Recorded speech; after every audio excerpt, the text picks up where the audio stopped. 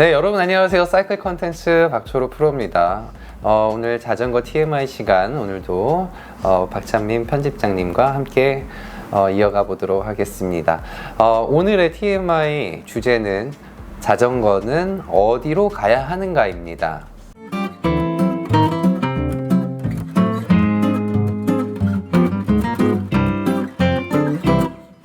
운전자분들과도 마찰도 많고 또 보행자들과도 마찰이 많아요. 자, 그러면 정말 우리는 어디로 가야 되는가인데, 그래서 오늘 그 얘기를 좀 해보도록 하겠습니다. 네. 네. 제가 간혹가다 자전거 도로 얘기를 할 때 보여주는 화면이 있어요. 서울시 맵을 딱 네이버든 카카오든 맵을 열고 네. 자전거 도로를 딱 켜보세요.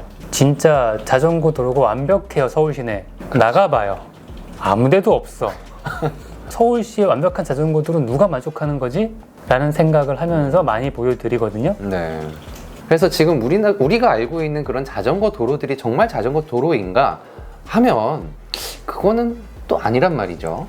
그렇죠. 왜냐면 자전거는 어차피 이동수단이기 때문에 도로, 우리가 흔히 말하는 공도, 네. 도로를 사용할 수 있어요. 사용할 수 있는 권한이 있긴 한데, 공도 안에 자전거 도로가 있다? 그럼 자전거 도로를 사용을 해야 돼요. 자전거만 쓸 수 있다 그러면 그나마 괜찮은데, 보행자가 겸용이다 그러면 보행자가 우선이 되거든요.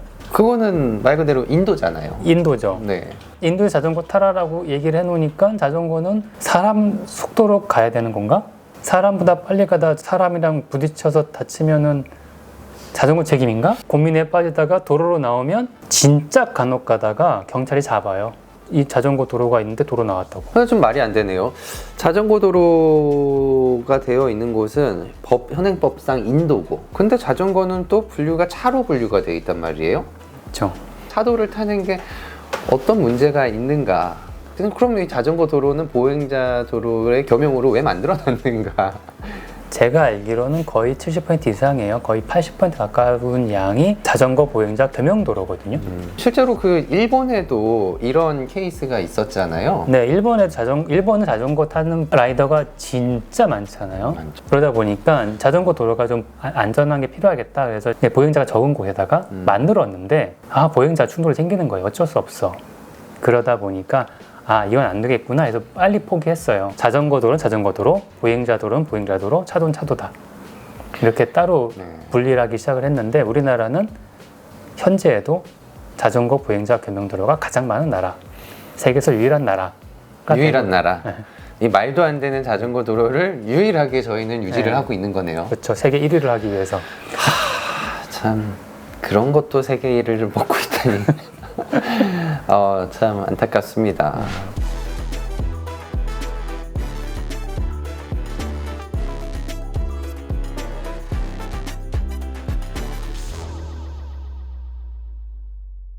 자전거가 부서가 행정안전부 아래에 있어요. 행정안전부 아래 경찰청, 소방청이 있죠. 네. 그리고 그 밑에 자전거가 있었는데, 지금은 자전거가 점점점 그 부서가 작아지고 없어지고 조그매지고 해서 지금은 새마을 발전 협력과 뭐 이런 곳에 들어가 있어요. 여기로 치이고 저리로 치였다가 지금 어디에 그냥 살짝 껴있는 거네요. 네, 그래서 서울시는 자전거가 퍼스널 모빌리티를 다 아우르는, 보행과 퍼스널 모빌리티 다 합치는 과에 자전거가 통합이 돼버렸어요. 자전거 정책을 독립을 할 수 있는 과가 없어졌고, 그러니까 지자체별로 자전거 정책과가 있는 것도 있고 없는 것도 있고. 네. 근데 그러니까 중앙 정부 안에서는 자전거 정책과는 없어요. 그러니까 자전거 정책이 새마을 안전협력과의 팀인가로 있는 걸로 알아요. 저희가 해외에 있는 어떤 그런 좋은 사례들, 뭐 암스테르담도 있고, 뭐 진짜 가까운 나라 중국도 있어요. 중국도 진짜 잘 돼 있잖아요. 장난 아니죠? 네, 중국도 그렇고 사실 그 어떤 나라보다 저희는 굉장히 후진 자전거 도로를 이용하고 있고, 자전거 도로라고 할 수도 없어요. 네. 그런데 좀 그런 다른 나라들의 어떤 그런 케이스들을, 자전거 전용 도로를 만들어 놓은 그런 케이스를 좀 끌어와서 좀 적용을 해보면 좀 어떨까, 저는 좀 그런 소망입니다. 그렇죠. 그러니까 일본이나 대만 가까운데 간혹 취재를 가보면 관리하는 데가 대부분 국토교통부예요. 그냥 도로를 만들 때 자전거 도로 같이 만들면 되니까 그렇죠. 그렇게 해가지고 관리를 하고 있는데 우리나라는 그냥 안전과 생활을 위해서는 안전한 위험하니까 자전거는 네. 언제부터가 위험해졌는지 모르겠지만 위험한 교통수단이라 아니 참 교통수단도 아니야 이제. 이걸 이게 이동수단으로 보지 않는다는 게 참 안타깝습니다. 그렇죠. 네. 현재 이동수단이다라고 보고 있는 것 중에 하나는 정말 따릉이 같은 공공자전거가 있다는 거. 네. 그게 존재하기 때문에 그나마의 이동수단으로서의 큰 가치를 갖고 있고 많은 역할을 하고 있는데 실제 개인들이 자전거를 타고 이동하려면 불편한 게 하나 두 개가 아닌 거죠. 그래서 포기하시는 분들이 많아요. 그러겠어요. 정말 뭔가 이런 저희가 지금 얘기하는 이런 문제점들을 뭔가 확실하게 끌고 갈 수 있는 뭔가 개선을 시킬 수 있는 어떤 그 좀 강한 힘이 좀 필요할 것 같습니다. 이게 그냥 저희끼리는 뭐 이렇게 얘기는 하지만 이 현실이 이렇다는 걸 여러분들께 알려드리긴 하지만 네, 우리나라는 아직까지 현실이 이렇다, 어떤 방법이 좋다라고 얘기를 하는 게 진짜 어려운 게 저도 뭐 국회든 아니면은 뭐 사회 뭐 그런 단체의 세미나에 가서 자전거 친화 도시 네. 그런 것들 설계를 위한 토론 세미나 이런 것들 많이 있거든요. 근데 많이 초청을 받아서 가는데 답이 안 나와요. 왜 하는 걸까요? 왜 하는 걸까요? 네, 답이 안 나오는 게 국토교통부라든지 국가에서 약간 중앙부서에서 힘있게 누군가가 정책을 끌고 가지 않으면 답을 낼 수가 없어요. 하지만 이런 인프라를 갖춰 놓으면 처음에야 좀 잡음은 들리겠지만 사실 다른 나라 예를 봐도 처음에는 민원이 많았으나 만들어 놓으니까 사람들이 쭉 이용하고 그렇죠. 자전거 자전거 도시가 되어가고 그런 케이스들이 있었단 말이죠. 근데 이런 경우에는 우리나라는 참 민원이 여러모로 참 문제입니다. 네.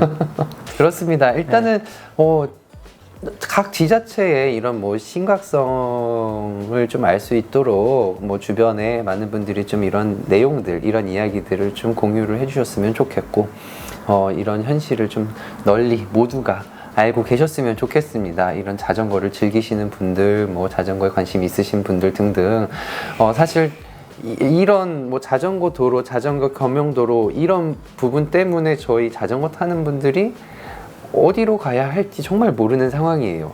보행자랑 사고 나면은 옴팡 뒤집어 쓰고 또 차랑 사고 나면은 뭐 물론 이제 거기서 몇 대 몇 이게 있긴 하지만 그래도 또 한강 자전거 도로도 어떻게 보면 거의 보행도로예요. 그러니까 거기서 사고 나면 옴팡 뒤집어 쓰는 그런 안타까운 현실입니다. 그래서 오늘은 그래서 저희가 이제 이 자전거는 어디로 가야 하는가에 대해서 여러분들께 좀 이런 얘기를 좀 나눠드리고자 이야기를 좀 해봤습니다. 이런 문제점을 얘기할 수는 있지 우리가 뭐 해결책을 제시할 수는 없으니까 네. 그냥 많은 분들이 이런 얘기들이 있다, 이런 것들이 문제점이 될 수 있다라는 걸 좀 자각하시고 주변에 서로 공유하고 네. 우리 좀 아이디어가 있으면 서로 얘기하고 또 특히 이런 담당하시는 분들이 있으면 그분들한테 이런 얘기도 좀 넣어주시고 그렇죠. 그랬으면 좋을 것 같아요. 네, 영상을 이렇게 봐주신 구독자분들께서도 어떤 뭐 이러면 안 될까요? 저러면 안 될까요? 하는 어떤 좋은 의견 있으시면 좀 댓글을 남겨봐 주세요. 그러면 또 혹시 합니까? 어떤 뭐 이런 아이디어들 중에서 정말 좋은 예가 나와서 적용이 될지 그건 아직 우리는 모르는 일이니까요. 자, 모두가 좀 이런 역할을 좀 해주셨으면 좋겠습니다. 자, 그러면 오늘의 자전거 TMI 여기까지 하고 마치도록 하겠습니다. 지금까지 사이클 컨텐츠 박철호 프로였고요. 바이크 매거진 박창민 편집장이었습니다. 감사합니다.